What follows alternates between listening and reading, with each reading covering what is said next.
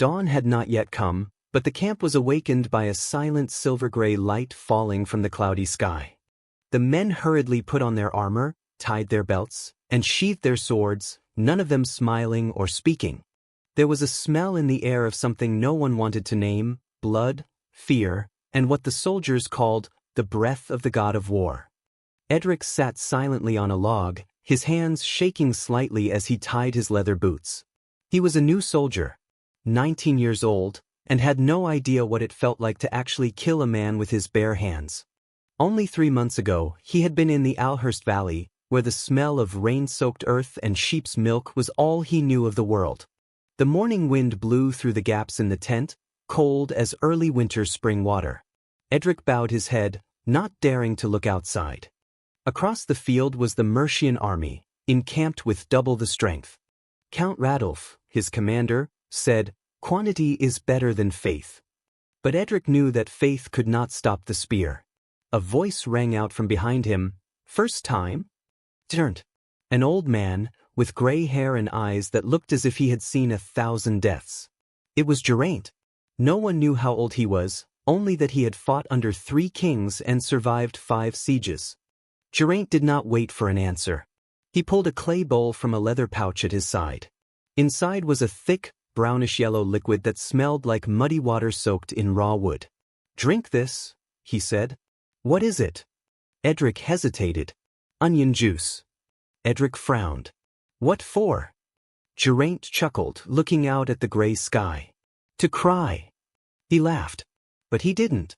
In the old days, Geraint said, warriors drank onion juice to make their eyes water. They believed that the thunder god would see their tears and spare their souls. If you don't fight with love or regret in your heart, you will die soon. Edric hesitantly took the bowl.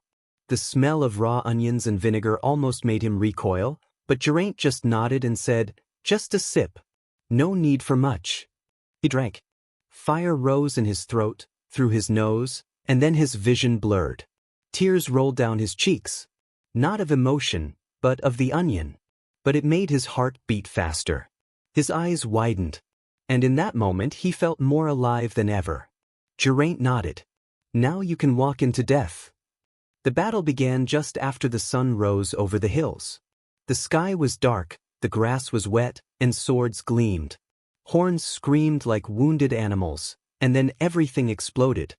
Edric rushed after his comrades like a blown wind. He no longer thought about anything, only heard the shouts, the sound of steel on steel, the screams of men. Every movement became slow, each slash seemed to take place in water. The first person he killed was a young man, about his age. They both charged at each other at the same time. Edric's sword struck the other man's neck, and blood spurted like a fountain. The man fell, his mouth open as if to say something. But it was too late. He stood frozen in the middle of the chaos. And then he cried. Not because of fear, but because of the bitter taste of onions still lingering in his throat. It brought with it everything he had been holding back. The death of the other person. The blood on his hands. Memories of his mother, of his father, of the morning light in the garden. He screamed and charged. Each slash had no emotion. Edric became a running blade. And so the battle lasted 3 hours. And then it was over. When all was quiet, all that remained was the cawing of crows and the smell of burning flesh. Bodies lay strewn like dry grass after a storm. The ground was blackened, and shoes sank deep into bloody mud. Edric sank to the ground, panting. His hand still shook.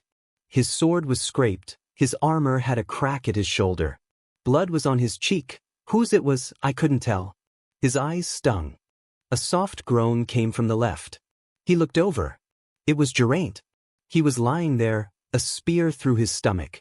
His eyes were still open. Edric crawled over. Geraint laughed, blood trickling from the corner of his mouth. "You're alive," he said. "Good job, onion boy. I'll call for help." "No need." He reached out and took Edric's wrist. "Listen. When you live longer, teach your new soldiers to drink onion juice before battle. Don't let them go to their deaths with cold hearts." "But why?" Edric asked, his eyes blurring. "Because onions make people cry. And war kills those who don't cry." Geraint let out his last breath, like a soft wind. He died, his eyes still open. That night, Edric did not sleep. He sat by the fire, looking at the bowl of onions left on the table. He picked it up. He took another sip. It was bitter again. Tears again. But this time, he cried for the person who taught him how to survive. The next morning, he dug a grave for Geraint. He placed him in the ground himself, covered him with his bare hands, and then put a small onion in his hand.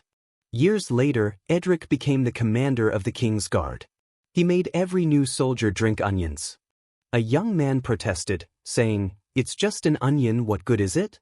Edric just smiled, touching the long scar on his cheek. Because it reminds you that you're alive. And that you can cry. Then he looked out at the distant battlefield, where grass still grew where blood had been spilled. In the early morning breeze, the scent of onions wafted, like a vague call from the souls who had departed without having time to shed a tear.